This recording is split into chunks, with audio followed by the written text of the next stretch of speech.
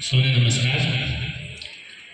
10મા educational innovation ફેસ્ટિવલનો સમાપન સમારોહ અને એમાં ઉપસ્થિત સન્માન્ય મંચ અને એક કવિએ કીધું છે એમ કે ન ધરા સુધી ન ગગન સુધી, ન ધરા સુધી ન ગગન સુધી, બસ મારે પહોંચવું છે બાળકના મન સુધી.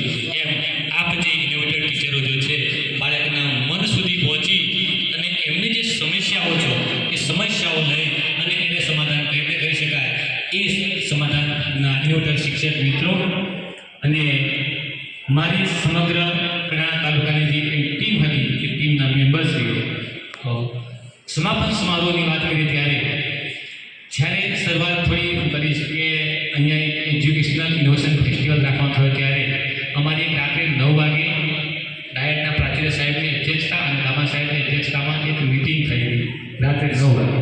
જ્યાં મીનાભાઈ સાહેબે કીધું ને ઓફલાઈનમાં થતી હોય છે મિટિંગ, તો રાત્રે અને એ દિવસે કનુભાઈ સાહેબે તો એમ કહ્યું કે જીસીઆરટી એવું જ કહ્યું છે કે ડાયટમાં જ ઇનોવેશન રાખવાના, પણ અમારા ઓમિકા સાહેબનો એવો ફૂલ આશય હતો કે મારે કડાણા તાલુકો બાકી છે તો કડાણા તાલુકામાં જ ઇનોવેશન કરવું છે, બરાબર. તો અમે એની યજમાની સ્વીકારી અને મારી કડાણા તાલુકાની ટીમે પૂરજોશથી કામ કર્યું અને 3 દિવસ સુધી કડા વગેરેની કામ કર્યું છે અને એ ટીમની કામગીરી છે એ ખરેખર જોરદાર રહી છે. છતાંય તમને કહું છું કે કોઈ જગ્યાએ તમને એવું લાગ્યું હોય કે થોડી ક્ષતિ રહી છે તો અમને ધ્યાન દોજો સાહેબ, તો નેક્સ્ટ આવો કાર્યક્રમ હશે ત્યારે અમે સુધારવાનો પ્રયત્ન કરીશું. બીજી વાત કરીએ કે આ બધી શાળાઓમાં નાની નાની બાબતો છે એને ધ્યાન પર લીધી છે.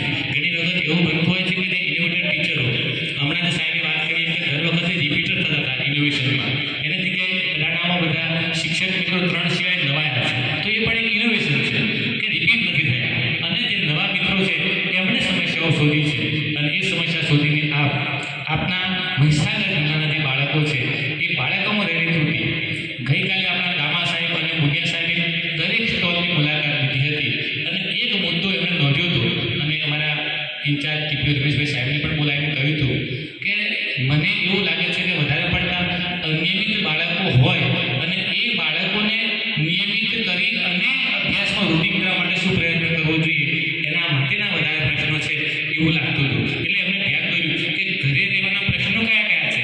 આપણે કોમન પ્રશ્નો તો છે પણ જે પ્રશ્નો એવા છે કે આપણે સોલ્યુશન કરી શકીએ. એમણે એમ પણ વાત કરી હતી કે જો આર્થિક બાબતોના જો પ્રશ્ન હોય તો કેટલીક યોજનાઓ એવી પણ છે કે એ આપણે સરકારી યોજનાઓ બાળકોના વાતને સમજાવીએ અને એ યોજનાથી બાળકના વાતને લાભ થતો હોય તો પણ એ મોકલી શકે છે. ઉદાહરણ તરીકે એમએમએસની પરીક્ષા આપી અને બાળક મેરિટમાં આવી ગયું. અમારા એક સ્કૂલને એવું ઇનોવેશન હતું સીઈટીની પરીક્ષા એની તૈયારી માટે, એમએમએસની પરીક્ષાની તૈયારી માટે, બરાબર. તો એ પણ એક આર્થિક આપણે એને મદદ કરી શકીએ છીએ. આવી યોજનાઓની જાણકારી પણ આપણે આપી શકીએ છીએ.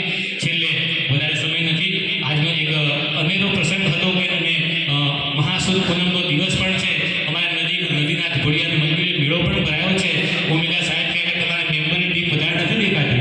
72 જણ હતા મારા અને તાલુકાની ટીમ 84, પણ 72માંથી અડધા છે નદીનાથ મહાદેવનો મેળો જોવા ગયા છે નજીકમાં છે સાહેબ, બરાબર. પણ પુનાહોતીમાં છેલ્લે એક કહીશ કે કદમ હોય અસ્થિર જેના એને રાહ કદી મળતું નથી, કદમ હોય અસ્થિર જેના રાહ કદી મળતો નથી, અડગ મનના માનવીને હિમાલય નડતો નથી. એમ આપને પણ ક્યારે હિમાલય નડશે એવા અડગ મનના માનવી છો. મહીસાગરના શિક્ષણને ઊંચું લઈ જાઓ એવી અભ્યર્થના સાથે મોજૂદ વસ્તુ.